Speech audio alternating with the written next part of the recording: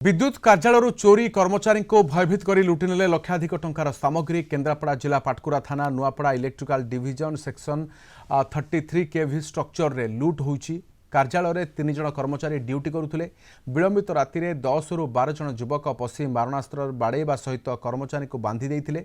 एपरिक कर्मचारी मोबाइल नगद टंका मध्य छड़ाई नैछंती। लुट होइथिबा सामग्रीर मूल्य प्राय 4 लाख टंका हेबो। एने पाटकुरा थाना अभियोग कर सेक्शन अधिकारी प्रशांत कुमार बेहेरा। पूर्व 2022 और 2023 रे 8 लाख टंकार विद्युत तार लुटि नहीं दुर्वृत्त।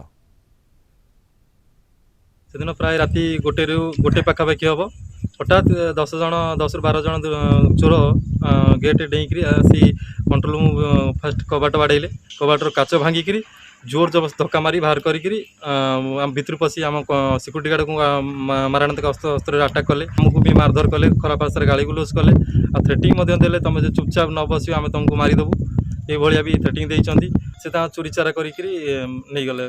से आम स्ट्रक्चर पिला सशस्त्र डकायती जोटा कहती मैंने बांधिकी मुहर गामुछा मोबाइल पत्र नहीं बसई गोटे जगार से आमर ये मैटर सब नहीं राति पाखापाखि 1:30